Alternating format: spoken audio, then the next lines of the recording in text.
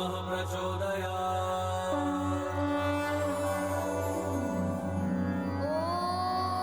जामज्ञाय विद्महे महावीराय महातत्त्वाय धीमहि तन्नो परशुरामः प्रचोदयात्।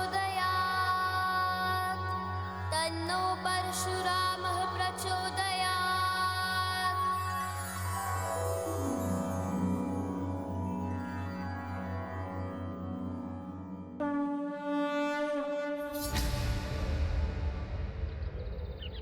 कार्तवीर्य के वध के पश्चात प्रभु परशुराम ने मात्र एक बार नहीं 21 बार संपूर्ण पृथ्वी को अत्याचारी राजाओं से विहीन किया और इस प्रकार प्रभु परशुराम ने संपूर्ण पृथ्वी से अत्याचार को समाप्त किया। सत्य है माता। ऐसे ही अत्याचारियों का अंत करने के लिए प्रभु श्री हरि अवतार धारण करते हैं। तो देखा कितने उग्र, क्रोधी एवं बलवान थे प्रभु परशुराम और किस प्रकार धरती को पाप के बोझ से मुक्ति दिलाई प्रभु परशुराम ने। अब बताओ हनुमान, इस अवतार कथा से तुमने क्या सीखा? अब तुम्हारे भी कर्तव्य निभाने का समय आ गया है। माता, मैं आपके कथन का आशय नहीं समझ पाया। पुत्र, जब मैं तुम्हें प्रभु श्री हरि के 7वें अवतार के बारे में बताऊंगी, तुम शीघ्र ही मेरे कथन का आशय समझ जाओगे हनुमान। प्रभु विष्णु जी का 7वां अवतार जन्म ले चुका है पृथ्वी पर। प्रभु का 7वां अवतार? माता, शीघ्र बताइए ना, कौन थे वे प्रभु? शीघ्र बताइए ना माता, उन प्रभु के बारे में। हाँ हनुमान, बताती हूँ। प्रभु श्री नारायण का 7वां अवतार है प्रभु श्री राम अवतार। राम राम प्रभु श्री राम राम राम राम राम।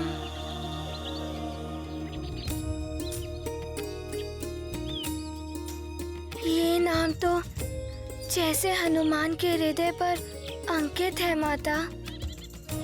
ऐसा क्यों प्रतीत हो रहा है हनुमान को जैसे राम नाम जन्म जन्मांतर से उससे संबंधित है माता। राम राम राम। हरि नाम बजने से जो सुख प्रहलाद जी को प्राप्त हुआ था, वही सुख प्रभु श्री राम नाम के स्मरण एवं उच्चारण से हनुमान को उसी सुख का अनुभव हो रहा है। राम राम। मुझे ज्ञात है पुत्र, प्रभु राम से अपनी भेंट की स्मृति तुम भूल चुके हो, परंतु प्रभु मिलन का दिव्य अनुभव, उससे उत्पन्न भक्ति की उमंग कोई कैसे भूल सकता है? तुम्हारे हृदय के कण कण में व्याप्त है वो। माता, हनुमान को बताइए ना, राम नाम के प्रति ऐसा अमित आकर्षण क्यों है हनुमान को? राम राम। ऐसा प्रतीत होता है हनुमान के हृदय से भक्ति की निर्मल धारा फूट पड़ी हो, जो अश्रु बनकर उसके नेत्रों से प्रवाहित हो रही हो। पुत्र, प्रभु श्री राम की सेवा, उनकी भक्ति ही तुम्हारी नियति है। संभव है इसीलिए तुम प्रभु राम नाम से इतने प्रभावित हो। आपके वचन अत्यंत सुखदायक है माता। प्रभु श्री राम की सेवा का अवसर पाकर हनुमान का जीवन भी धन्य हो जाएगा। परंतु माता, हनुमान जैसे साधारण वानर बालक प्रभु श्री राम की सहायता कैसे करेगा? पुत्र, प्रभु की लीला के रहस्य समय आने पर ही ज्ञात होते हैं। पुत्र हनुमान प्रभु विष्णु जी ने परशुराम अवतार लेकर अत्याचारी राजाओं के साथ पृथ्वी से कुविचार और कुकर्म भी मिटा दिए। परंतु जैसे जैसे त्रेता युग में और समय व्यतीत हुआ, मनुष्य जाति पुनः अधर्म और दुराचार में लिप्त होने लगी। अधर्म माता? पुत्र, संसार में स्वार्थ, काम, क्रोध, मोह, मद जैसे निकृष्ट भावनाओं का प्रभाव छा गया, जिनसे प्रभावित होकर मनुष्य अनेक कुकृत्य करने लगे, जैसे धर्म की अवमानना, असत्य वचन बोलना, पराई स्त्री एवं पराये धन का हरण करना, ऋषि मुनियों पर अत्याचार, अनुष्ठान का पालन न करना। और ऐसे दुष्कर्मों को बढ़ावा देने वाले दुष्ट हैं असुर सम्राट रावण और उनके भाई कुंभकर्ण, अर्थात अपने द्वितीय जन्म में श्रापित जय और विजय। ओह माता, इसका अर्थ है उन 4 ऋषि कुमारों के शाप से प्रभावित होकर वो दोनों इस जन्म में भी प्रभु श्री हरि के परम शत्रु बने। हाँ पुत्र, प्रभु के शत्रु अर्थात वो दोनों मानवता एवं मर्यादा के भी शत्रु है। पुलत्स्य के पुत्र होने के कारण रावण को ज्ञान प्राप्ति में अत्यधिक रुचि है, परंतु उसकी माता केकसी राक्षसी कुल से है, इसीलिए उसमें आसुरी वृत्तियों की अधिकता है। अपने कुत्सित वृत्तियों से प्रेरित होकर वो अपने कुकर्मों से पृथ्वीवासियों और देवताओं को भी निरंतर प्रताड़ित करता है। उस दुष्ट पापी रावण का संहार करने के लिए प्रभु विष्णु जी को अवतार लेना ही था। प्रभु श्री राम के रूप में?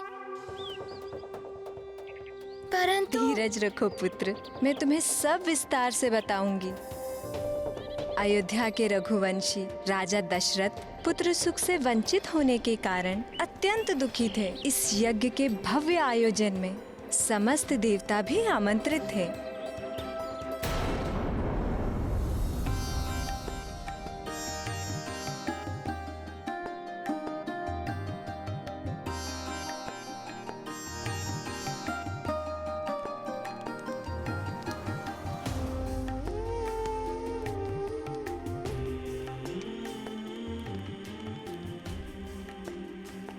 हे प्रभु ब्रह्मदेव, दुष्ट रावण अपनी समस्त सीमाएं लांघ चुका है। शीघ्र उसका अंत नहीं किया तो। देवराज इंद्र, आप निश्चिंत रहिए। आपको चिंता मुक्त करने के लिए स्वयं प्रभु श्री हरि विष्णु नर अवतार धारण करने वाले।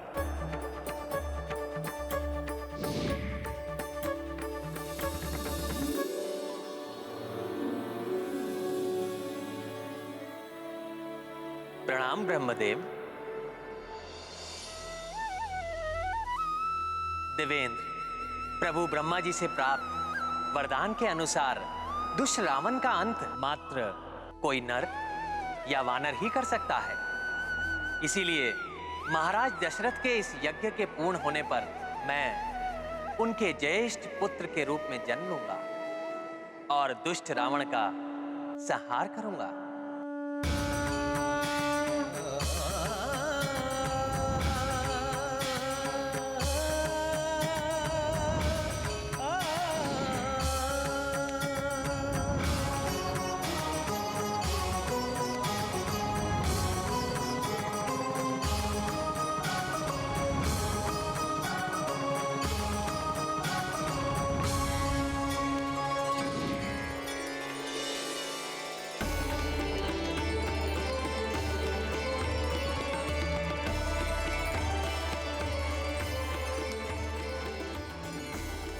महाप्रतापी महाराज दशरथ, मैं प्रजापत्य पुरुष आपको ये आशीष देता हूँ कि पुत्रों की प्राप्ति की आपकी मनोकामना अवश्य पूर्ण होगी।